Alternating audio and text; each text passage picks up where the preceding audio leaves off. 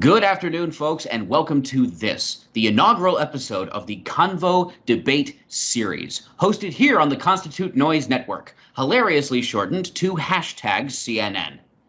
I'm Socrates the Younger, your host for the evening, and this evening we are going to have, as our title suggests, a debate.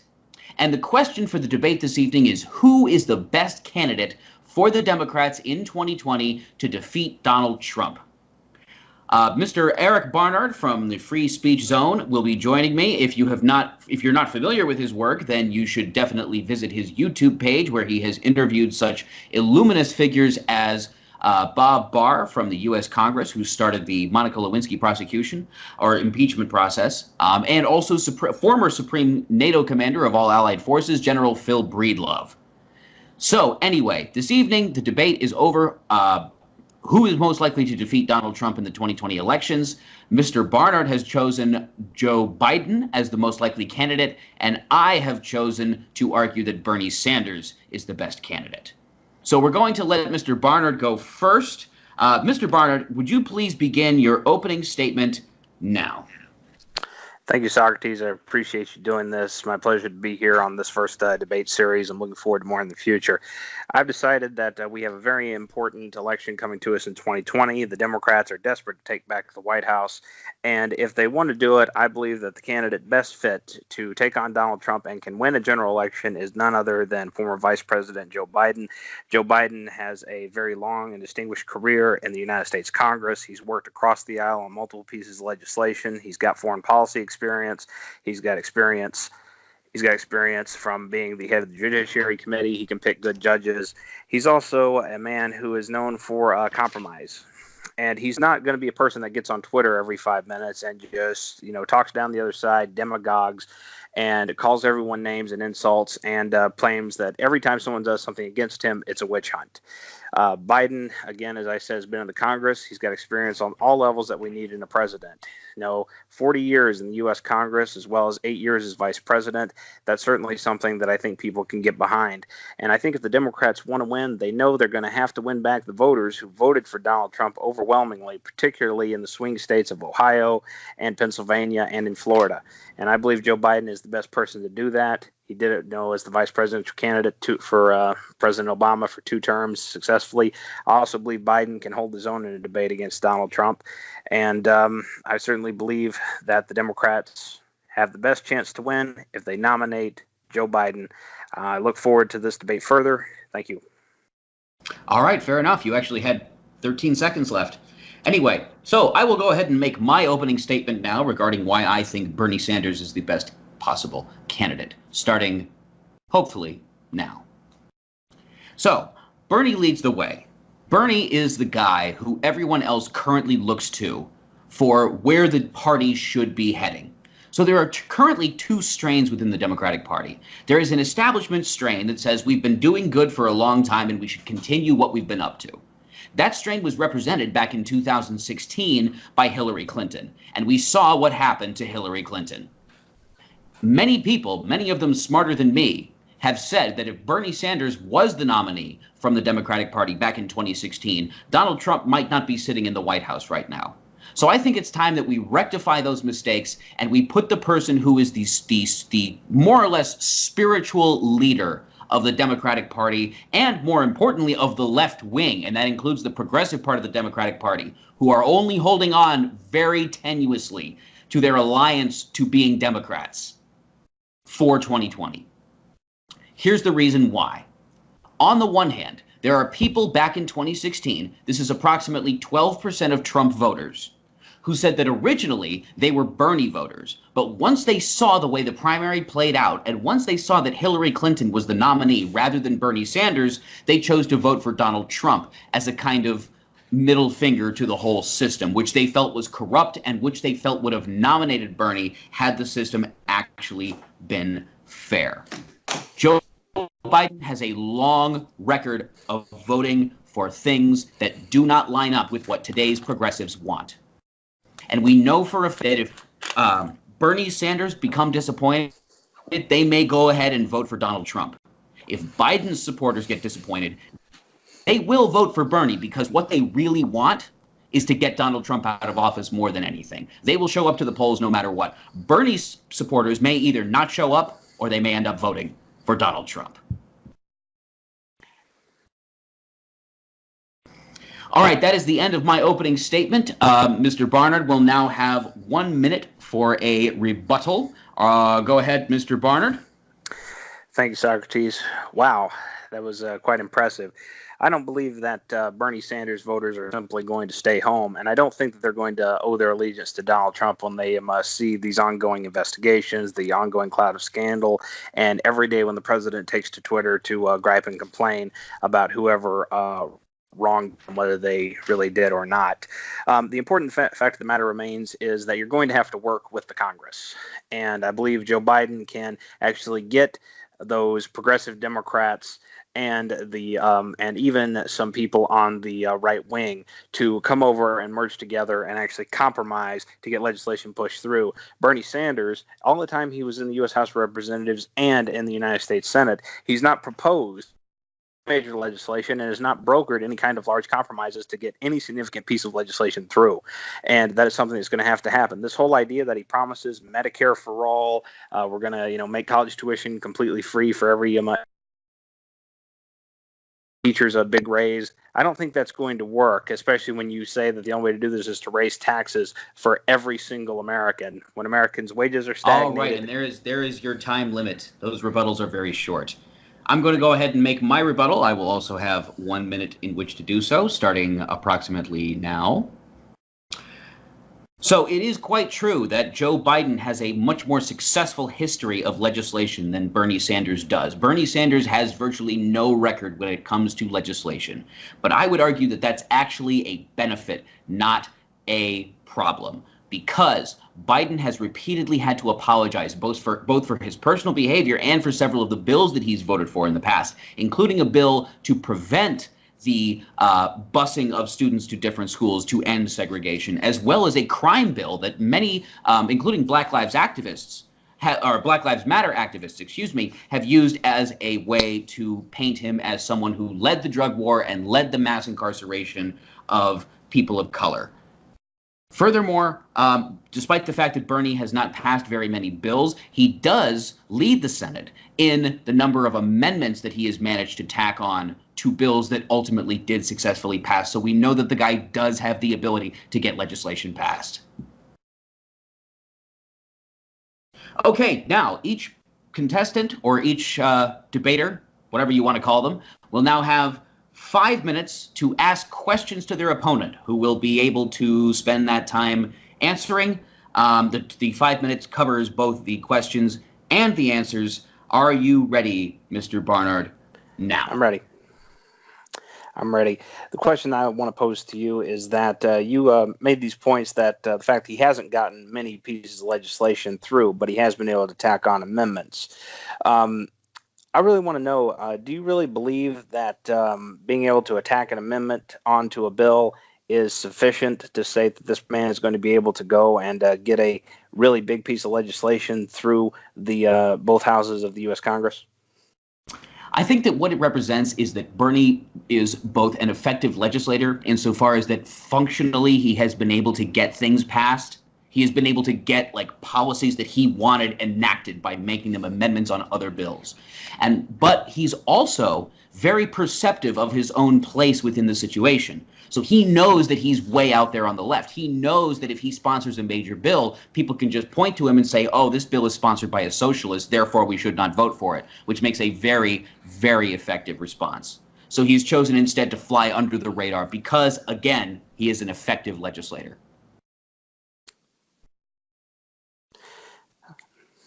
All right. Do you have a question for me? Oh, no, we have 5 minutes each. Oh, we have 5 minutes each. Okay. My second question to you is this: you say Bernie's been flying under the radar. Bernie's been out there, has been the face of the socialist movement, the demands for free education, demands for higher taxes, demand for more regulation. He's been the most active critical voice, both on the Senate floor and in the public. So do you honestly believe that Bernie Sanders is really flying under the radar, or are you just trying to make excuses for the fact he doesn't have a very successful legislative record?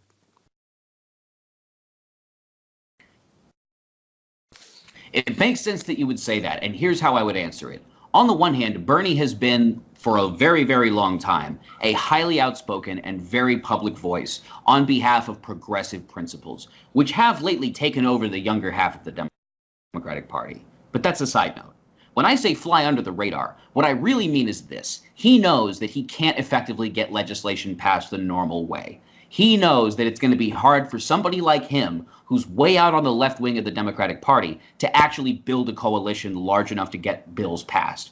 But nonetheless, he cares about getting these bills passed.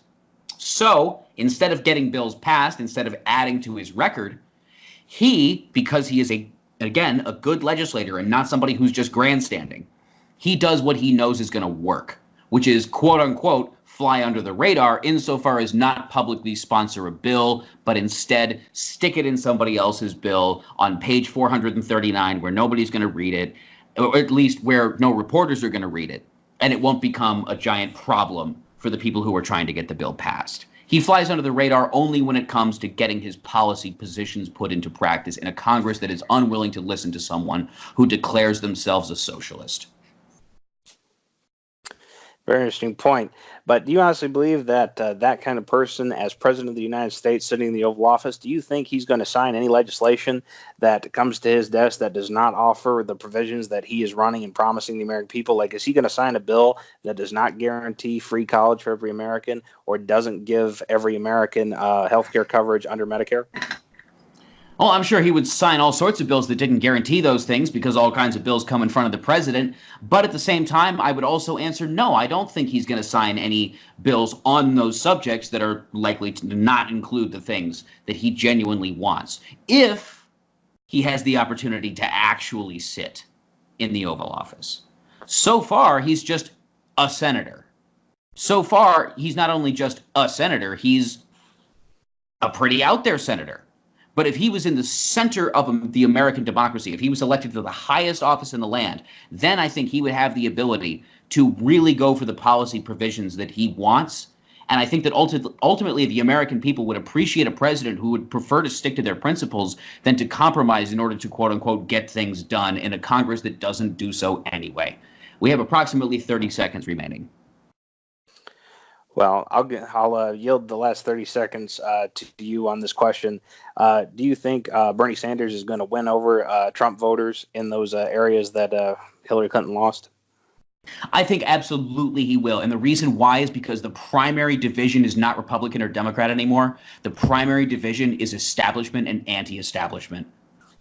And Bernie Sanders and Donald Trump are both anti-establishment candidates, and they should be they are the two that can go toe-to-toe. This will be a real election between two real anti-establishment candidates. However, establishment versus anti-establishment, Joe Biden versus Trump, establishment loses every time. And that brings us to the end of the time. So I'm going to reset the timer here, or I guess you'll go ahead and use your timer, during which time I will ask starting approximately now. So, Mr. Barnard, would you agree that the election of Donald Trump in 2016 demonstrates clearly that the American people are ready to reject the establishment? No, I don't think it's a rejection of the establishment as you want to paint it. I think the American people voted for Donald Trump because you had a candidate in Hillary Clinton who didn't campaign for the presidency. She expected the presidency. She made the same mistake that Thomas Dewey did back in 1948. You saw with how Trump went to more rallies, held more speeches, actually was out there and was connecting with the people, as opposed to Miss Clinton, who was simply gallivanting, and all the polls were telling her she could not lose. So I think the fact that everyone paints this as, oh, the establishment was defeated. No, it was the fact you had a candidate who expected the presidency rather than a candidate who was campaigning for it. Fair enough. So with that in mind, considering the fact that much of Joe Biden's appeal appears to be the fact that he's able to garner the kind of old school, blue collar, unionized factory workers, those sorts of people, the people that have been the base of the Democratic Party for going on a century now. Is it problematic for Biden, and if not, why not, that Trump also appeals to that particular class of voters? Well, the appeal, what it's really going to come down to, is not just going to be not just going to be on appeal for appeal's sake. The fact of the matter is, these voters are going to want to see things get done. I think these voters are just flat out tired of hearing both sides just bicker and squalor. I think they're ready for somebody to come in there who's not going to be a demagogue and who's not going to take to Twitter every 5 minutes. And I think those union workers are going to respect that. And I think Biden will take a path that will show them, hey, I'm going to fight for you. I'm going to fight for things that are going to help you and help make sure that your wages and your health care are protected. And I'm not going to beat the other side to death on social media. And you're not going to have the worry about an independent counsel investigating Joe Biden over the next few years. Fair enough. Twitter, being what it is kind of an unknown quantity in many cases.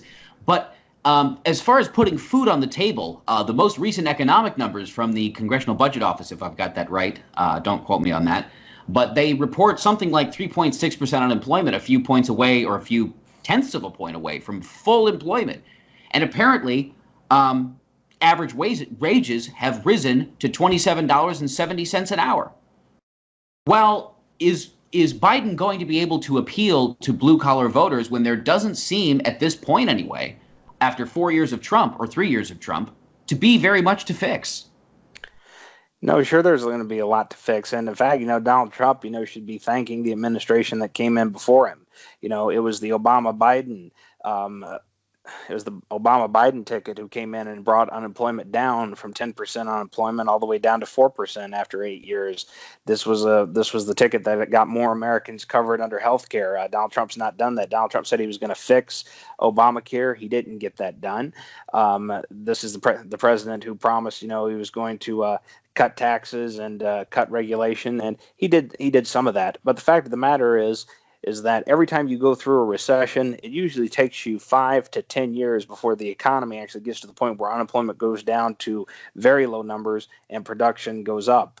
And what happened? It took almost exactly 10 years. It took the entire Obama administration for it to drop from 10% all the way down to 4%. And then Trump comes in on the heels of that, and voila, he's got these great numbers. So I think he was a candidate in the right place at the right time.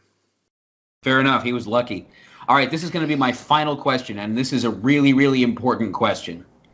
How is somebody like Joe Biden, who represents safeness, establishment politics, and a return to normalcy, going to appeal to progressive voters who show up to Bernie rallies where he says it's time to start a revolution? How is Biden going to be able to appeal to the progressive, younger wing of the Democratic Party?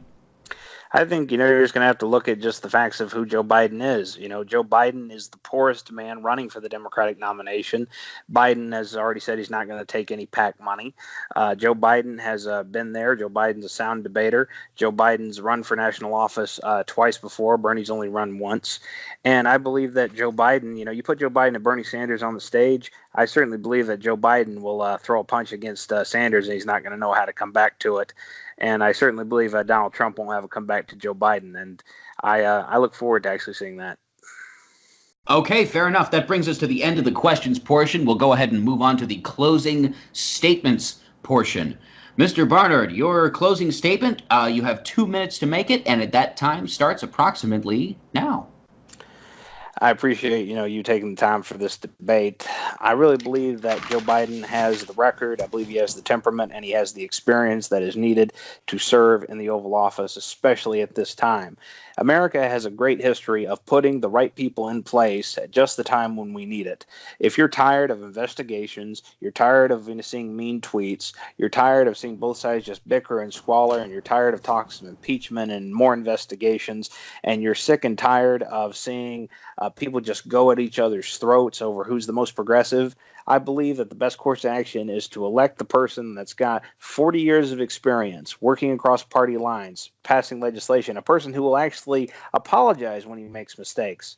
When he passed these legislation that you criticized him for or that he wrote, he's apologized. You don't see Bernie Sanders do that, and you definitely don't see Donald Trump doing that. So I think you're going to get an honest candidate. You're going to get a candidate that's truly from the people, and you're going to get a candidate who knows how to do the job, who will work across the aisle. That's why I support Joe Biden. All right. Thank you very much. You actually had a lot more time left.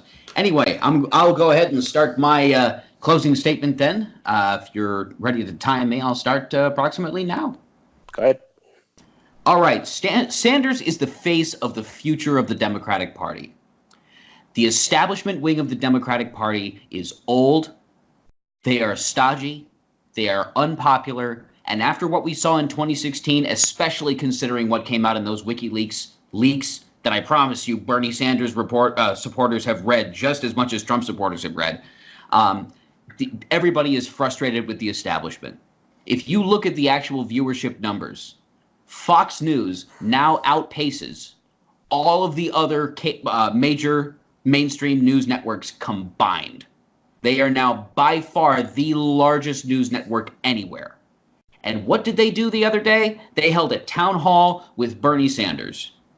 Why? Because they know which way the wind is blowing. The progressive wing of the Democratic Party, the younger wing of the Democratic Party, the people who in 30 years are going to be where Hillary Clinton is today, though hopefully they'll be running things a little bit differently. Those people are the ones who are going to show up to the polls. Those people are the ones who are going to get out there and campaign. Those people are the ones who, in fact, can go out there and talk to Trump supporters and actually change them over into Bernie Sanders supporters. Because we already know from that 12% of Bernie supporters who were disappointed at the end of the primary and ended up voting for Trump, that there's a lot of overlap in the way that Trump supporters and Bernie supporters think. They may hold different cultural values, but they're sure about one thing. The establishment sucks, and it's time to throw it out.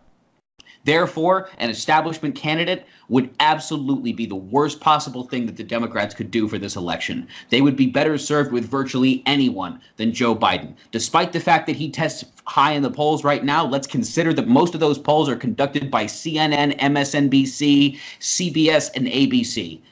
Those networks are smaller than Fox News alone, all of them together. Time's up.